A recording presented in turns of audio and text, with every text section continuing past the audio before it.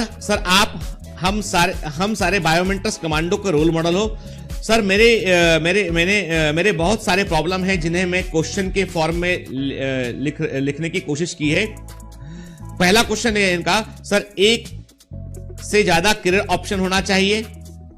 Sir BSc के साथ साथ नीट की प्रिपरेशन कैसे मैनेज करेंगे, खुद को हर दिन कैसे मोटिवेट रखें। सर फिजिक्स केमिस्ट्री और बायोलॉजी को इक्वली लेकर कैसे चले। सर मैं बहुत ओवर थिंकिंग करती हूँ, कभी कभी तो मुझे खुद समझ नहीं आता है कि मैं क्यों एक ही टॉपिक पर इतना सोचते हैं। सर प्लीज अगर आपके पास थोड़ा टाइम हो तो मुझसे प्लीज एक बार बात कीजिएगा। मैं जब भी आपको देखती हूं तो बहुत कॉन्फिडेंस हो जाते हूं लाइफ में कुछ बड़ा कर दिखाने के लिए को। ठीक है, अब देखो इस ईमेल में 3-4 क्वेश्चन उन्होंने किए हुए हैं। इसमें पहला क्वेश्चन तो उनका ये, क्या एक से अधिक करियर ऑप्शन होना चाहिए। देखो बेटा ऐसा है, जब आप कोई भी करियर ऑप्शन को चुनते हैं और 100% डिवोशन से पैशन से काम करते हैं तो वह मंजिल आपको मिल ही जाती है। जब आपने 12th में दिया आप हैं तो आप किसी और ऑप्शन के बारे में मत सोचिए। आपको नीट देना है तो नीट के लिए तैयारी कीजिए, आपके सिर्फ उसके बारे में। यानी फर्स्ट ड्रॉप तक आपको कोई दूसरे करियर ऑप्शन के बारे में नहीं सोचना है। एक बार 12th के साथ पूरे मन से एग्जाम देना है, फिर एक बार यदि मान लो नहीं होता किसी कारण से रिपीट करते हैं आप, तो एक बार रिपीट करके जो फर्स्ट आपने जो नेक्स्ट अटेम्प्ट देंगे उसके लिए आप रिपीट ईयर में आप पूरे डिवोशन से नीट के लिए पढ़िए। और फिर भी नहीं होता है देन मैं बोलूंगा आपसे, तब आपको एक सेफ्टी वॉल्व अपने पास रखना है। सेफ्टी वॉल्व का मतलब है एक ऐसा ऑप्शन जो आपके लिए गौण है, इस समय इंपॉर्टेंट नहीं है पर वो कहीं ना कहीं सेफ्टी प्रोवाइड कर रहा है, सीट बेल्ट के समान, कार के सीट बेल्ट के समान। वो है बीएससी में एडमिशन डाल लीजिए, ऐसे कॉलेज में डालिए कि यहाँ पे रेगुलर आपको ना जाना पड़े, आपकी पढ़ाई डिस्टर्ब ना हो, ताकि पैरेलली बीएससी आपकी हो रही हो। जो आप पढ़ते हैं वो बीएससी में भी काम आता है। ठीक है, जो नीट की तैयारी करते हैं वही सेम कोर्स ऑलमोस्ट बीएससी का है, ज्यादा बड़ा कोर्स नहीं है। पास होने तक हमको ध्यान रखना है उसका, ताकि हमारा ग्रेजुएशन पैरेलली हो रहा हो और ये एग्जाम निकल गया तो बीएससी छोड़ के हम एमबीबीएस में एडमिशन जाकर ले लेंगे। तो आप कर सकते हैं इसको।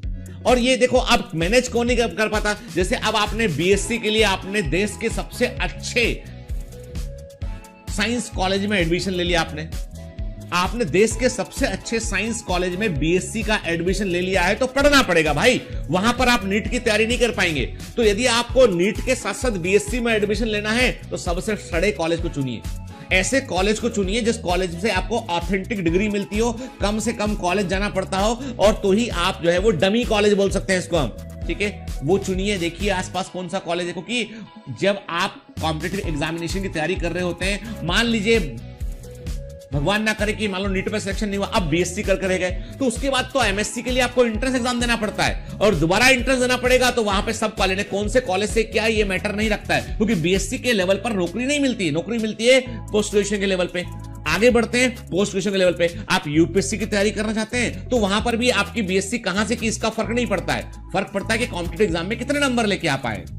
तो इसलिए बीएससी के कॉलेज को उतना तवज्जो मत दीजिए जब तक आपका साइंस में ही इंक्लिनेशन नहीं है आपका, तब तक तो तैयारी आप कर सकते हैं कि अपने आप को कैसे मोटिवेट रखें। अब अपने आप को मोटिवेट तो रखना पड़ेगा कि सोचो कि आज के 5 साल बाद तुम कहां खड़े हुए, सोचो कि आज के 10 साल बाद तुम कहां खड़े हो। 10 साल बाद जहां पे तुम हो उसी भीड़ का हिस्सा बने रहोगे, या पड़ोस के व्यक्ति को आपको देखकर यदि पड़ोस के अड़ोस पड़ोस के लोग या आपकी गली के लोग आपको नमस्कार ना करें, आपके आने पर आपसे मिलने को बेताब ना रहे, तो क्या अचीव किया भला।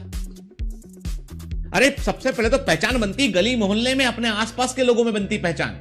जंगल में मोर नाचा किसने देखा, आप अमेरिका जाके लोग आपके स्वागत कर रहे हैं, यहां पे कोई पूछ नहीं रहा, तो किस काम का है वो। तो आपको इतना तो अचीव करना पड़ेगा, ये तो सोचना पड़ेगा कि 10 साल बाद हम कहां पे स्टैंड करते हैं, कहां तक पहुंचते हैं। मोटिवेशन इससे बड़ा और क्या हो सकता है कि एक दिन खुद की गाड़ी, खुद का घर, खुद का सब कुछ मान सम्मान होगा, इससे बड़ा क्या मोटिवेशन हो सकता है। हमें किसी चीज को खरीदने के पहले सोचना नहीं पड़ेगा, हर चीज हमारे एक्सेस में होगी। क्या चाहिए, लाइफ इटसेल्फ है मोटिवेशन, जीवन खुद में एक मोटिवेशन है। हर दिन हम आगे बढ़ते हैं वो अपने आप में एक मोटिवेशन है।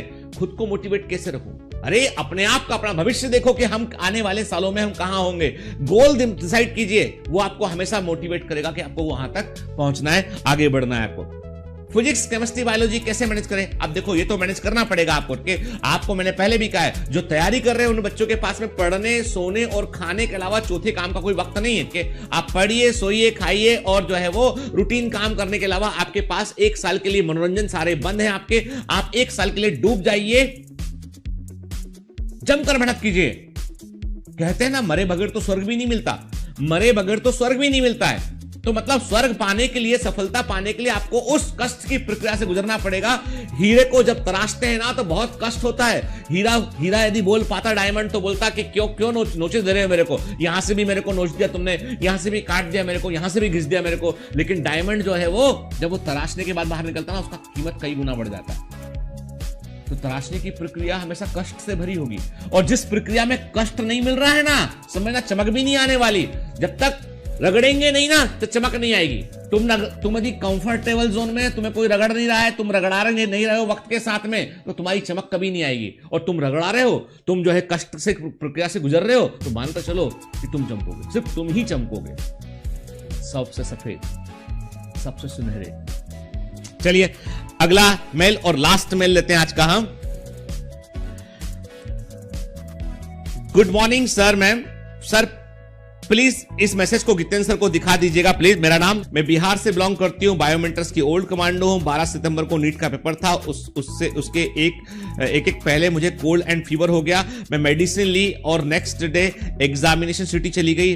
एग्जामिनेशन सेंटर में एंट्री से पहले मेडिसिन खा ली। गेट पे मेरा थर्मल स्क्रीनिंग हुआ तो टेम्परेचर नॉर्मल था। जब रूम में 12:30 में चली गई तो 2 PM पर क्वेश्चन पेपर मिला। उसके थोड़ी देर बाद मुझे स्नीजिंग होने लगी। इन्विजिलेटर दोबारा मेरा थर्मल स्क्रीनिंग करवाए और उस टाइम मेरा टेम्परेचर 102 था। वो मुझे ऑफिस में ले गए, वहां प्रिंसिपल बोले कि तुमको सिम्टम था तो तुमको एग्जाम देने क्यों आई। मैं बोली सर वैक्सीन का दोनों डोज लग गया है मुझे। वो बोले थे कि बैठो मैं सीनियर से बात करता हूं कि तुम्हारा क्या करना है। मैं बहुत रोई, बोली प्लीज मुझे रूम में जाने दीजिए, मेरा टाइम वेस्ट हो रहा है। थोड़ी देर बाद वो बोले ठीक है जाओ।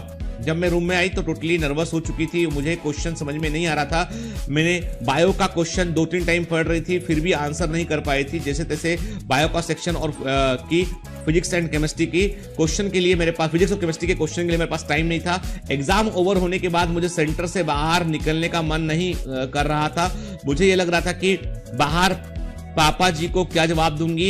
ये मेरा 3rd अटेम्प्ट था। मैं मम्मी पापा से प्रॉमिस की थी इस बार कॉलेज मिल जाएगा। मैं पूरे साल बहुत अच्छे से पढ़ी थी, माइंड में नेगेटिव थॉट भी आ रहे थे। फिर मुझे सर की बातें याद आने लगी और मैं सेंटर से बाहर आई।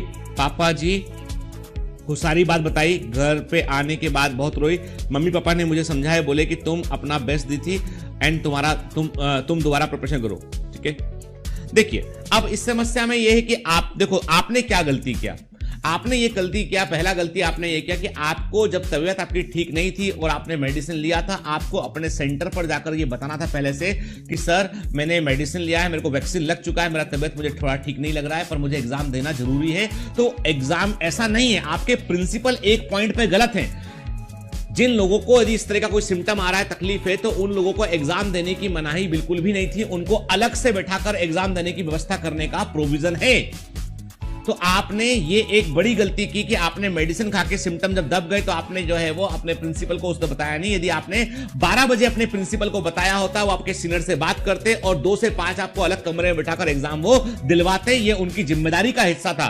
तो अब यहां पर गलती क्या हुआ? गलती आपसे हुआ यहां पर कि आपने टेबलेट खाया, आप तब तक ठीक फील कर रही थी जब तक गोली का असर रहा, और उसके बाद आपका जब सिम्टम आने लगे तो उन्होंने स्क्रीनिंग कराया। तो उस पूरी प्रोसेस में जो प्रोसेस आपके एग्जाम के पहले हो जाना चाहिए थी, वो प्रोसेस को उन्होंने ड्यूरिंग द एग्जाम किया और उससे आप एकदम से नर्वस हो गए।